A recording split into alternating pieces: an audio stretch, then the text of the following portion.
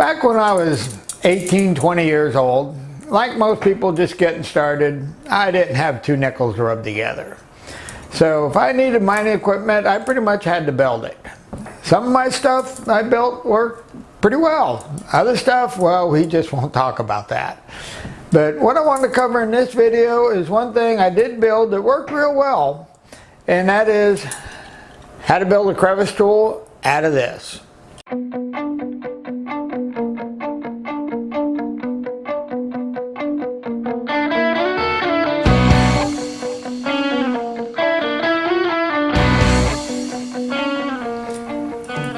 Okay, now, got us a windshield wiper here, and we want to turn this baby into a crevice tool. Okay, one of the first things we need to do is you have this part here. We need to get rid of that, and we need to get rid of this. Now, before we get into that, the actual arm here, some of these are really high quality. This one here is not bad. You want one that's hard to bend, that's good quality hard spring steel. I've come across these over the years. Some of them are they just bend really easy and they're no good for this. And other ones have given me years of service ever so hard. First thing we want to do is get rid of this part and then get this off. Now some of these you can just unclip this and it'll come off. This one here is on there. We're just going to have to smack with the hammer and get it off. Okay, let's get started on that. Okay, the first thing we want to do is we want to get this pin out of here. Now, over the years I've come across different types of pins. Most of them you can just drive out with a punch. We're going to give that a go, but you got to bear in mind that they're spring loaded. You know, sometimes it's easier to go ahead and bend this little tab here and get the spring loose, but we're going to try this without it. Now, nowadays I have the luxury of this beautiful little anvil here I never used to have, but in the old days I did this on the bumper of my truck. You just knock that pin down there a little bit, and that pin will come right on out. Now let's get a different punch. And we'll just go ahead and drive that on out. And now this whole setup will come out of here. Okay, that takes care of that end. Now let's move on to this end. Okay, now to get this off, what I like to do is usually they got a little pin in here holding this on. Just smack that with the hammer and that'll come right out of there.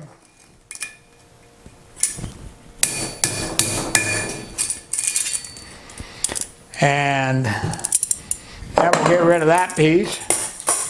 Now we still have this on the end of here. We want to get this off. What I like to do,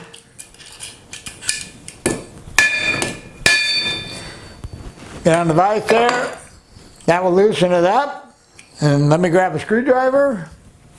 Sometimes you got to use pliers, sometimes you got to use a screwdriver, but you can take and set that on there and knock that piece right off.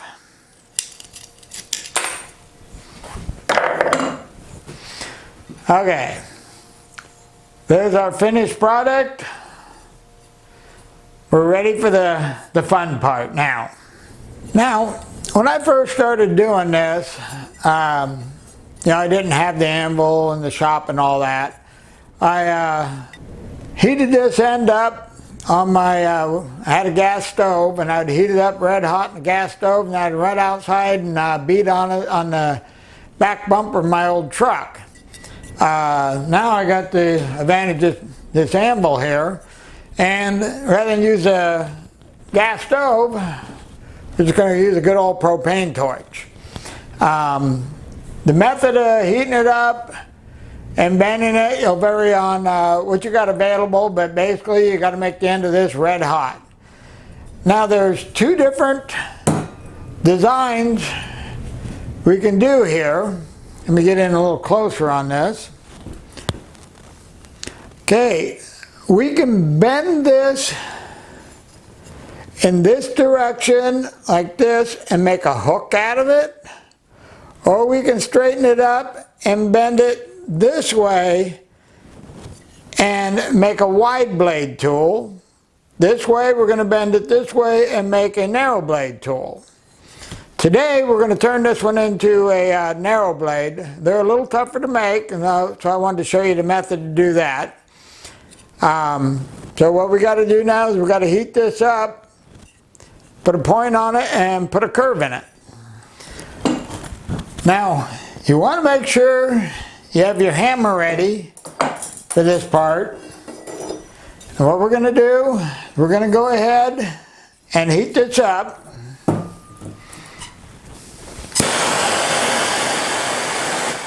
Okay, now you can see here we got a nice healthy red glow. And what we want to do is we want to work this tip out to a sharp point.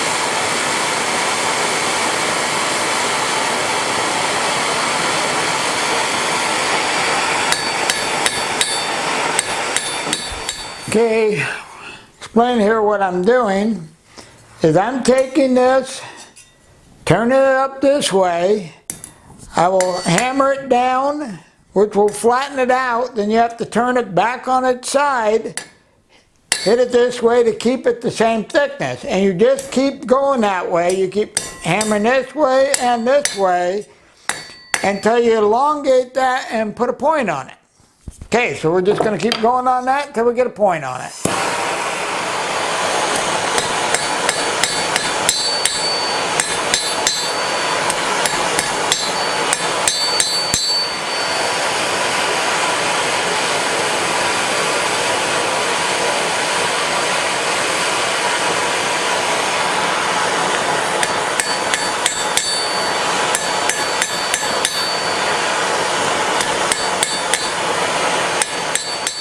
You know, we've worked it on out, got a good sharp point on it, got a bit of a curve. We want a little more curve, but we haven't changed our thickness any. We still are maintaining the same thickness.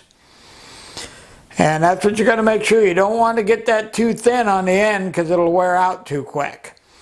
Okay, so we're going to heat this up again, and we're going to go ahead and finish our curvature on it. Okay, now we want to just kind of hammer that around that horn, keep it nice and flat. Make sure it's not twisting on us.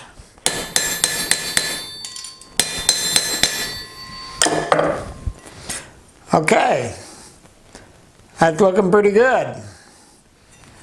Now you do not have to have an anvil to do this. Over the years, I've hammered these out on the curb out in front of the house. I've hammered around on a piece of pipe, on the tow ball on the back of my truck. All you need is something hard with somewhat of the shape you want to go to. Like I say, years ago I didn't have an anvil, so you can do this on just about anything. Now that we got our point on this, we got a curve in it, now comes the important part. By heating this up red hot and shaping it, we have now taken the temper out of the metal. This is really soft now. We need to put that temper back into the metal so it's hard and it'll wear for a long time. So to do that step, we're going to heat it up red hot again, and then we're going to quench it in water. And the trick is getting it the right color. Okay, now we're heating this back up.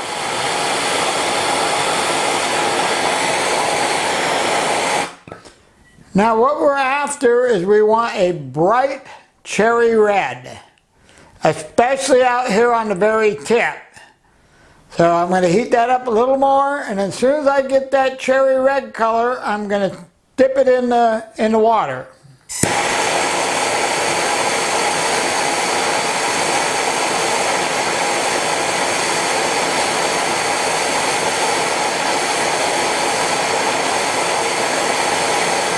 Okay, there's our red. Now we dip it.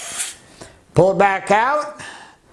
Wait for it to heat up again. Then dip it. Now, this is tempered. This is now hard. It's back to the way it was before we started messing with it. What we have now is a nice, light, strong crevice tool. Okay, now if you want to make a flat blade tool, bend it, so you got a wider tool so you can pull more out of the crevice. It's the same process, you just bend a 90 in it. I was going to take and show you that on this same tool, but to be honest with you, this one came out really nice, and I don't want to ruin it. I'm going to use this one. The beauty of these is if you go off and leave them up on the hill, they don't cost you nothing other than just a little bit of time to make. Well, that's pretty much it as far as making it. Now the next question is, where do you get one?